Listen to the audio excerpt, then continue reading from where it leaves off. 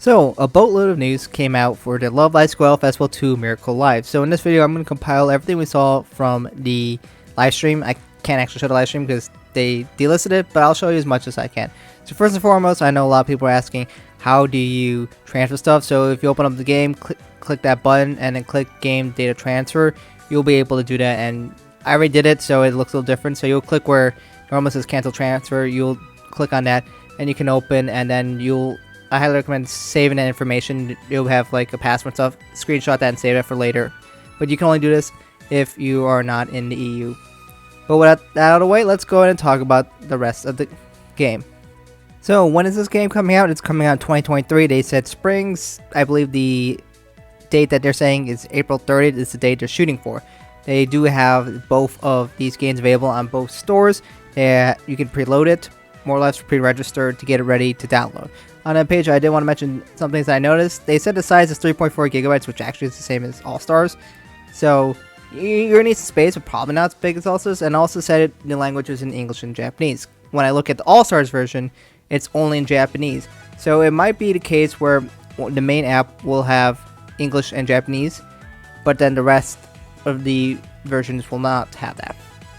There is a global version available, and this might just have everything that's not in English and Japanese. So we'll have to see, but the fact that it says English and Japanese might tell me that that's going to be the main version, and then all other languages in the global version will come out later. But we don't know when that date's coming out. I just know it's in development. They had a trailer for the game here where we see the seiyus, this one of course of Kanon and Ayumu, and they showed a little bit of gameplay here. So we're going to take a look at this. So we saw an animated background, and we get to see this is what looks like the home screen. Is this the front home screen? Maybe, maybe not. Chances not, I'm going to guess no. But the fact that they're showing it, maybe it might be. But we do know All Stars has changed greatly over time. So we don't notice this. This is likely demo footage. And this is potentially how it might look like. As for the actual gameplay, it's going to be very much like the original Squall Festival. One notable difference is they kind of have that bridge between the double notes, where you can see that arc. But beyond that, it's very much the same thing. We got 9 different places you can tap. You got your health bar, you got your score bar up there. It's basically just an enhanced version, and you'll have the girls light up in the background. So beyond that, they did actually have the result screen, which obviously looks a bit different. Obviously, it's an enhanced version, and in fact, the thing that I found interesting is that they're using literally the exact same song for Clearing Out Live. So we could definitely expect to see a lot of reused assets potentially, as well as songs.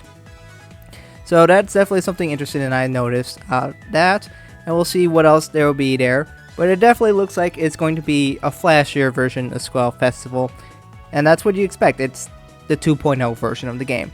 They also revealed some of the outfits or cards and arts that's going to be in there. Here's some of the initial ultra rares that we'll see unanalyzed, and of course here's some look at the story. They'll have all the groups and all that, so you can look forward to that. They also have a thing where you have the bond stores. You can, well, basically text the girls almost, or should I say DMs or direct messages, where you can direct messages with each girl, and it says you can like message them. I don't know if you can message freely or if you just get choices, or maybe you just tap and stuff off. I don't know how much they can actually interact with the messages you have. They also show that you're going to have essentially all the songs in there, but it does include Muse, Aqua, Ijugaku, as well as Arise and all these small units, and we'll even have squad of musical songs in there. So there's going to be a boatload of songs that you guys will be able to play. It's in there around 500 songs or so this game could be pretty bloated in size when you look at all the songs in there.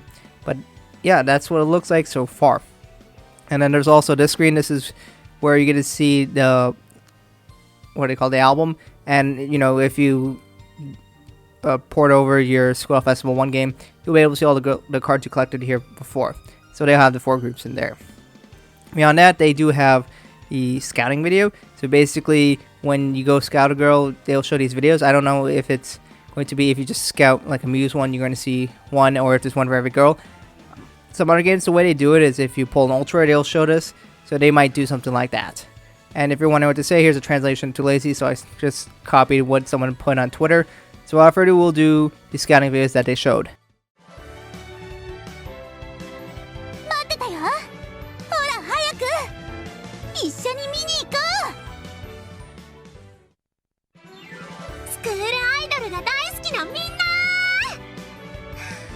集合。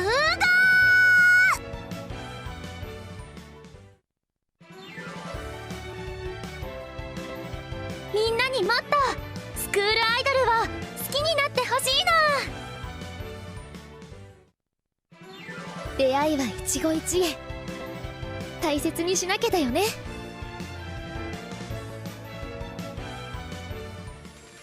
And that's about it that they revealed. And look at me, I could use School Festival 2 music now.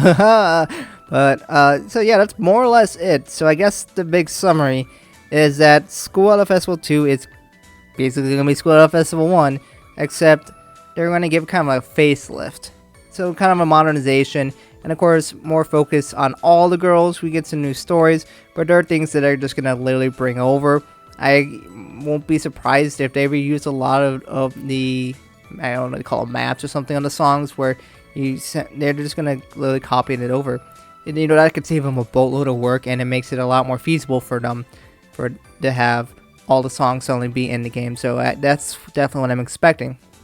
So we can definitely expect to see a lot of things being reused, but they get to do a lot of other things by remaking the game in certain ways, by getting a completely new UI and just a different look to make it feel more modern.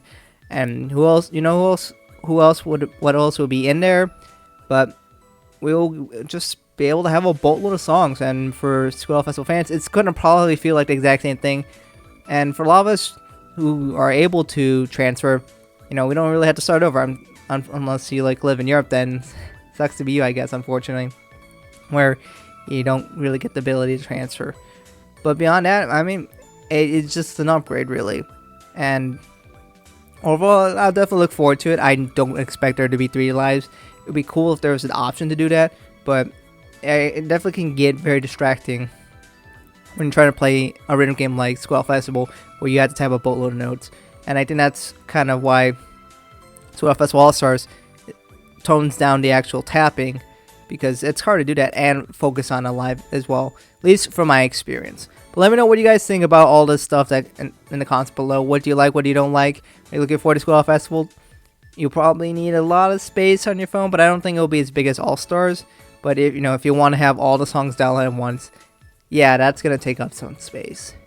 But I'm looking forward to it, and hope you guys found this video useful. Anyways, thank you guys for watching. I'll catch you guys in another video soon.